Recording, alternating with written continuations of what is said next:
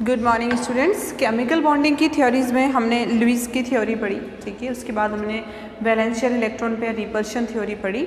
Actual में ये दोनों ही थ्योरीज थी जो कि बॉन्डिंग को एक्सप्लेन नहीं कर पा रही थी कि कोवेलेंट बॉन्ड एक्चुअल में बनता कैसे है। जैसे कि देखो, आपने कल वैलेंशियल इलेक्ट्रॉन पेयर रिपल्शन थ्योरी पढ़ी, जिसमें सिर्फ बताया गया कि इलेक्ट्रॉन पेयर की रिपल्शन की वजह से ज्योमेट्री या शेप जो है वो डिटरमाइन किया जाता है, ठीक है, कि उनके बीच में ये लोन पेयर्स, वैलेंशियल में लोन पेयर्स हैं या बॉन्डिंग पेयर हैं, क्या रिपल्शन हो रहा है उनके बीच में, तो उसके अकॉर्डिंग हम देखते थे उनकी शेप, ठीक है। और लुईस ने तो सिर्फ मॉलिक्यूल्स की लुईस स्ट्रक्चर ड्रॉ करना हमें बताई थी और पर्टिकुलर बॉन्डिंग को वो भी नहीं एक्सप्लेन कर सका था। उसके बाद जो वैलेंस बॉन्ड थ्योरी आती है, एक्चुअल में यही थ्योरी है जो कि क्वांटम मैकेनिकल प्रिंसिपल पर बेस्ड है इस थ्योरी ने। और इसके बाद एक और है मॉलिक्यूलर ऑर्बिटल थ्योरी। दोनों थ्योरीज ने कोवेलेंट बॉन्डिंग की जो कंसेप्ट है उसको बहुत अच्छे से समझाया कि एक्चुअल में किस तरह से कोवेलेंट बॉन्डिंग होती है, ठीक है। कोवेलेंट बॉन्डिंग के लिए ज़रूरी है इलेक्ट्रॉन्स का शेयर होना, और इलेक्ट्रॉन शेयर करने के लिए एटम्स क्या करेंगे, आप पास पास आएंगे, ठीक है। तो एक चीज़ ध्यान में रखो, जब एटम एक दूसरे के पास आते हैं तो उनमें दो तरह के फोर्स काम करते हैं, एक तो अट्रैक्शन फोर्स और एक रिपल्शन फोर्स। अट्रैक्शन फोर्स होगा between the nucleus of an atom and electrons of different atom, समझ में आ रहा है, अट्रैक्शन फोर्स होगा। और उसके अलावा अट्रैक्शन फोर्स एक एटम में भी लग रहा होगा, एक एटम का न्यूक्लियस अपने इलेक्ट्रॉन को अट्रैक्ट कर रहा है, ठीक है। फिर जैसे जैसे वो पास पास आते हैं तो दोनों का इलेक्ट्रॉन क्लाउड एक दूसरे को रिपेल करते हैं, तो रिपल्शन फोर्स भी वहाँ जनरेट होता है, ठीक है। अट्रैक्शन फोर्स ऑफ अट्रैक्शन जो है वो ट्राई कर रहा है कि दोनों एटम्स को पास पास लेकर आए, जबकि रिपल्शन फोर्स ट्राई कर रहा है टू टेक देम अपार्ट, कि दोनों एटम्स दूर दूर चले जाएं। यही चीज़ समझ में आती है। बट एक्चुअल में एक्सपेरिमेंटली देखा गया कि जो मैग्नीट्यूड था फोर्स ऑफ अट्रैक्शन का, कौन सा फोर्स ऑफ अट्रैक्शन, न्यूक्लियस और इलेक्ट्रॉन के बीच में दो डिफरेंट एटम्स के न्यूक्लियस और इलेक्ट्रॉन और एक ही एटम के न्यूक्लियस और इलेक्ट्रॉन, इनके बीच में जो फोर्स ऑफ अट्रैक्शन था उसका मैग्नीट्यूड हायर था as compare to repulsion force के। तो इसलिए इलेक्ट्रॉन्स क्या, एटम्स क्या होते हैं, पास पास आते हैं बॉन्डिंग के लिए। ये चीज़ एक्सपेरिमेंटली डिटरमाइन होती है, ठीक है। पास पास आते हैं और उनके बीच में बॉन्डिंग होती है। अब यही चीज़ हम वैलेंस बॉन्ड थ्योरी से भी समझते हैं। देखो, वैलेंस बॉन्ड थ्योरी ने वैलेंस बॉन्ड की कंसेप्ट हमें समझाई, ठीक है। उसके कुछ पोस्टुलेट्स हैं। सबसे पहला मेन इंपॉर्टेंट चीज़ तो क्या है कि वैलेंस बॉन्ड थ्योरी ने बताया कि एटम पास पास, एटम के ऑर्बिटल्स पास पास आते हैं, वैलेंस शेल के ऑर्बिटल, ठीक है। दो डिफरेंट एटम बॉन्डिंग करना चाह रहे हैं तो उनके जो वैलेंस शेल के ऑर्बिटल्स हैं वो पास पास आएंगे और एक दूसरे में मर्ज हो जाएंगे, पार्शियली मर्ज हो जाएंगे एक दूसरे में, और उनकी इस मर्जिंग को ओवरलैपिंग कहते हैं। और उस ओवरलैपिंग की वजह से ही बॉन्ड की फॉर्मेशन होती है। तो एक नई कंसेप्ट यहाँ पर अराइज होगी ओवरलैपिंग की, उससे भी हम समझेंगे अच्छे से। तो बढ़ते हैं हम वैलेंस बॉन्ड थ्योरी की तरफ। वैलेंस बॉन्ड थ्योरी शॉर्ट में वीबीटी हम इसे कहते हैं। It is initiated by Heitler and London in 1927, ठीक है। हाइटलर और लंदन दो साइंटिस्ट थे जिन्होंने 1927 में इस वीबीटी का कंसेप्ट दिया था। अब पोस्टुलेट्स देख लो इसके, उससे हम अच्छे से समझेंगे कि वीबीटी हमसे क्या कहना चाह रहा है। टोटल 5 पोस्टुलेट्स हैं। फर्स्ट पोस्टुलेट है कि a covalent bond is form between by overlapping of 2 half filled valence orbital of given atom, ठीक है। क्या कहता है ये वीबीटी कि एक कोवेलेंट बॉन्ड बनता है, ठीक है, बाय ओवरलैपिंग। ओवरलैपिंग मैंने आपको बताया merging of atomic orbitals, atom के ऑर्बिटल एक दूसरे में मर्ज हो जाते हैं, ठीक है, जब एटम पास पास आते हैं। तो overlapping of 2 half filled valence orbital. और ओवरलैपिंग के लिए फर्स्ट कंडीशन क्या हो गई कि दोनों एटॉमिक ऑर्बिटल जो कि ओवरलैप करना चाह रहे हैं, बॉन्डिंग करना चाह रहे हैं, कैसे होने चाहिए, half filled, okay. Full field होंगे तो उनको ज़रूरत ही नहीं है, ऑर्बिटल में इलेक्ट्रॉन चाहिए ही नहीं। हाफ फिल्ड होंगे तभी तो वो अपना ऑर्बिटल फुल करना चाहेंगे और ओवरलैपिंग करेंगे, ठीक है। वैलेंस शेल के ही होने चाहिए वो, ये चीज़ समझ में आ गई। दो डिफरेंट एटम है, दोनों के हाफ फिल्ड ऑर्बिटल पास पास आएंगे, एक दूसरे में मर्ज होंगे, ओवरलैपिंग होगी और बॉन्ड की फॉर्मेशन होगी। तो पहली कंडीशन कोवेलेंट बॉन्ड बनने की पहली कंडीशन क्या हो गई, ओवरलैपिंग हो गई, यानी हाफ फिल्ड एटॉमिक ऑर्बिटल का एक दूसरे में मर्ज होना। फिर उसके बाद हम एग्जाम्पल से समझ सकते हैं कैसे होगी ओवरलैपिंग। H2, ठीक है, इसकी फॉर्मेशन अगर आप समझो तो हाइड्रोजन के पास 1s1 कॉन्फ़िगरेशन है और दूसरा हाइड्रोजन के पास भी 1s1 कॉन्फ़िगरेशन है, दोनों के पास हाफ फिल्ड है। ये इसका हाफ फिल्ड एक हाइड्रोजन का, ये दूसरा हाइड्रोजन का हाफ फिल्ड, ठीक है। तो ये दोनों ऑर्बिटल्स पास पास आएंगे, एक दूसरे में मर्ज होंगे और इनके बीच में बॉन्डिंग होगी, ठीक है। अब हम ओवरलैपिंग अगर चाहें तो लिख सकते हैं कि ओवरलैपिंग क्या है, partial merging of orbitals, okay, partially merge होते हैं orbitals of half filled orbital लिख लो तो ज़्यादा सही रहेगा। Partial merging of half filled orbitals, ये बहुत अच्छे से हम एक्सप्लेन करते हैं कि ओवरलैपिंग एक्चुअल में ऑर्बिटल्स की मर्जिंग है, ऑर्बिटल्स भी कैसे, हाफ फिल्ड। फिर उसके बाद सेकंड पोस्टुलेट देखते हैं, the electron in the overlapping orbital get paired okay. जब ओवरलैपिंग होती है ऑर्बिटल्स की तो इनके इलेक्ट्रॉन पेयर्ड हो जाते हैं, ओके।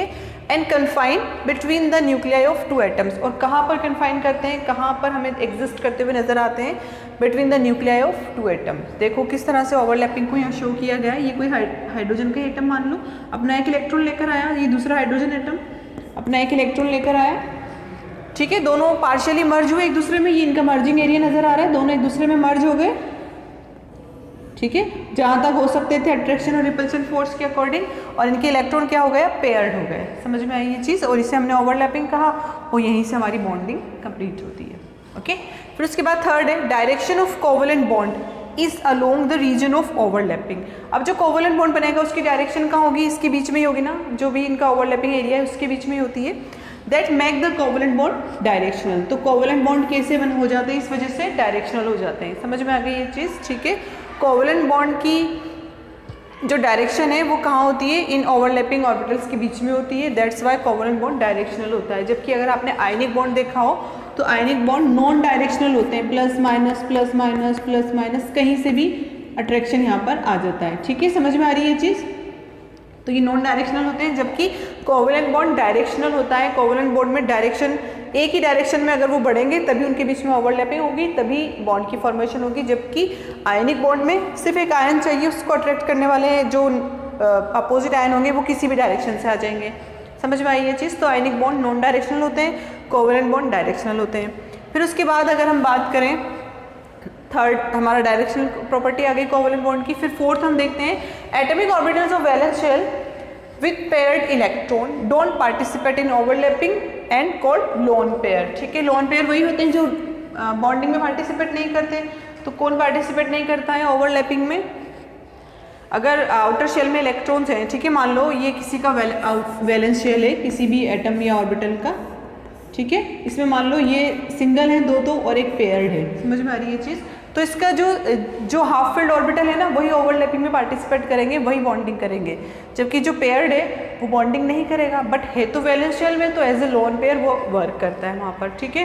फिर उसके बाद हम बात करते हैं फिफ्थ है greater the extent of overlapping stronger is the covalent bond. जितनी ज़्यादा एक्सटेंट के साथ ओवरलैपिंग होगी उतना ही स्ट्रॉन्ग हमारा कोवलेंट बॉन्ड होगा, ठीक है। तो ये तो कुछ पॉस्टुलेट्स थे वैलेंस बॉन्ड थ्योरी के।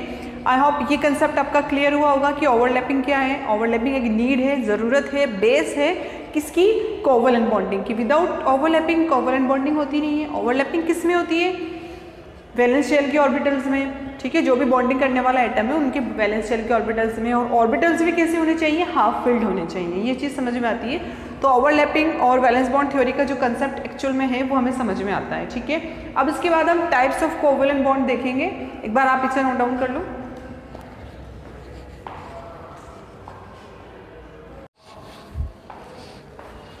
सो स्टूडेंट्स, ओवरलैपिंग के बेसिस पर जो कोवलेंट बॉन्ड बनता है वो दो टाइप के कोवलेंट बॉन्ड बनते हैं। एक तो होते हैं सिग्मा बॉन्ड और दूसरे पाई बॉन्ड, ठीक है। तो हम बात करते हैं टाइप्स ऑफ कोवलेंट बॉन्ड की।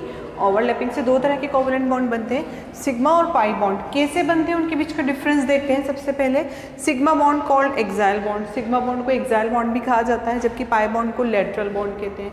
बनते कैसे ये चीज़ भी हम डिस्कस करेंगे। उसके बाद form by head on overlapping. जो सिग्मा बॉन्ड है वो हेड ऑन ओवरलैपिंग से, यानी कि हेड टू हेड, एक ऑर्बिटल का हेड दूसरे ऑर्बिटल का हेड, उनके हेड टू हेड ओवरलैपिंग होती है।